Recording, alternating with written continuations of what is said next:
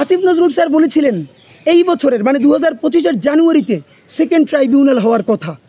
এখন চলে মে মাস, এখন যখন আমরা আন্দোলন শুরু করলাম তখন এসে আবার বলছে এই মাসেই সেকেন্ড ট্রাইব্যুনাল হবে।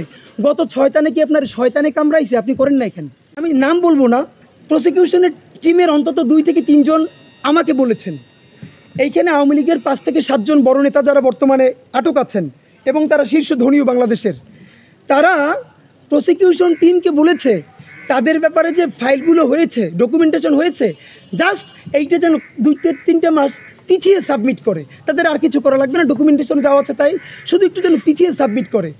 কারণ তারা বুঝতে পেরেছে আগে যাদেরটা সাবমিশন হবে তার বিচার প্রক্রিয়া আগে শুরু হবে। 2 থেকে 3 মাস পিছিয়ে গেলে এর মধ্যে তারা বিভিন্ন নেগোসিয়েশন করে এটাকে তারা কমপ্লিট করে ফেলবে।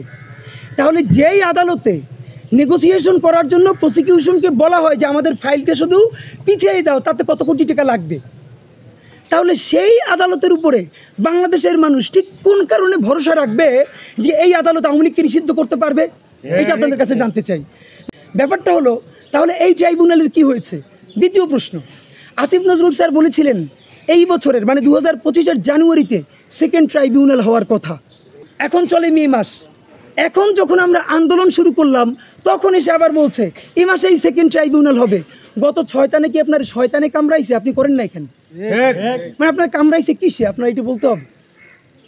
এইটা এই বছরের জানুয়ারি মাসে করবার কথা, আপনি মে মাস পর্যন্ত সেকেন্ড ট্রাইব্যুনাল করেন নাই। যেই জনতা নামলো তখন বললেন এ মাসে করা হবে কেন?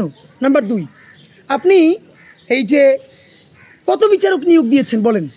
আপনি তো জানেন আগের আওয়ামী লীগের সব বিচারকগুলো আওয়ামী লীগের। এবং দেখেন বাংলাদেশের সব থেকে ভয়াবহ জায়গা, সচিবরা ফ্যাসিস্ট আওয়ামী লীগের সব দোসর, শুধু দোসরই না, সেবা দাস, আমরা তাদের নাম উন্মোচন করব। পুলিশের মধ্যে তো আছেই, যাদের কথা আলোচিত হয় না তারা হলো গ্রেড 1 আওয়ামী লীগের সন্ত্রাসী, তারা হলো বাংলাদেশের আদালতের বিচারকগুলা। তারা হাজার হাজার কোটি টাকা মামলা বাণিজ্য করে বিএনপি থেকে শুরু করে জামাত থেকে শুরু করে মানুষের মামলার রায় সে কী দিবে, এলাকার পাতি আওয়ামী লীগের অ্যাডভোকেটের মুখের দিকে তাকিয়ে তারপরে সে রায় দিত।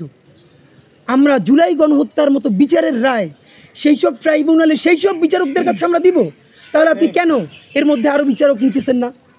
এই প্রশ্ন উত্তর দিতে হবে। নাম্বার 2, আর একটা গুরুত্বপূর্ণ প্রশ্ন হচ্ছে